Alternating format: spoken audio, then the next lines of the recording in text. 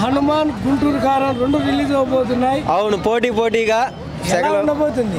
ఎలా ఉండిపోతుంది ఇంకా సోషల్ మీడియా మొత్తం. అసలు సోషల్ మీడియా పక్కన పెట్టలే, పొద్దునైతే మనం అయ్యే చూస్తాం. కాకపోతే అందరూ మనుషుల దగ్గర నేను విన్నది ఏంటంటే గుంటూరు కారం.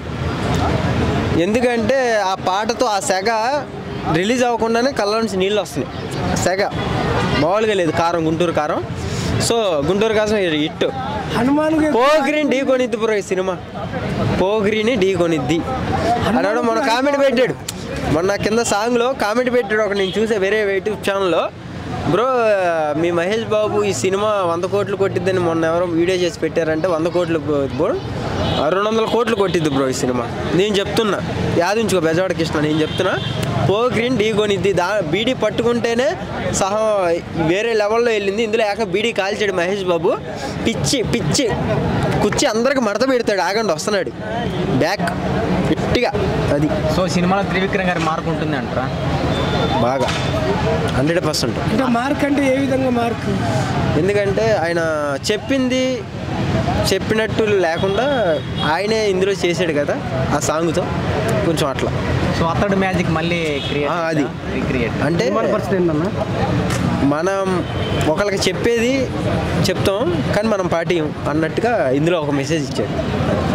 సో హనుమాన్ పాన్ ఇండియా లెవెల్లో రిలీజ్ అవుతుంది కదా, అది కూడా బాగానే ఉందన్న, బాగానే ఉంది. కాకపోతే ఆ సినిమాలో ఆ హీరోని కొత్తగా చూపించడం జరిగింది.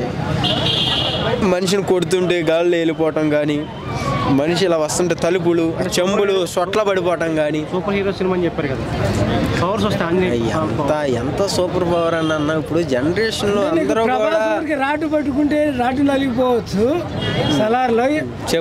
శక్తులు ఉండి దానికి పోవడం కరెక్ట్ కాదు అలా. ఒకసారి ఎవరు నితిన్ గారు అనుకుంటా ఆయన స్వామిది చేసింది, అది వేరే కంటెంట్ చెప్తున్నా మామూలుగా. అది కూడా శక్తి గురించే కదా, చెరువు దాటతం అవన్నీ కూడా.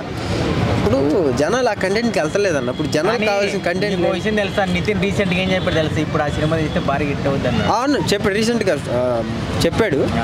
అప్పుడు తీసిన సినిమా ఈ జనరేషన్లో తీస్తే కనుక నెంబర్ 1 హిట్ అయ్యేది. కాకపోతే అప్పుడు ఇంకొంచెం తక్కువగా ఉంది అంటున్నాడు, నేను విన్నా.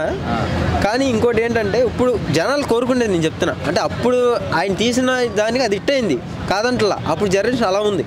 ఇప్పుడు అందరు కోరుకునేది అది మాస్ కోరుకుంటున్నారు. ఫైట్లు కావాలి, ఎక్కడెక్కడ బూతులు కావాలి.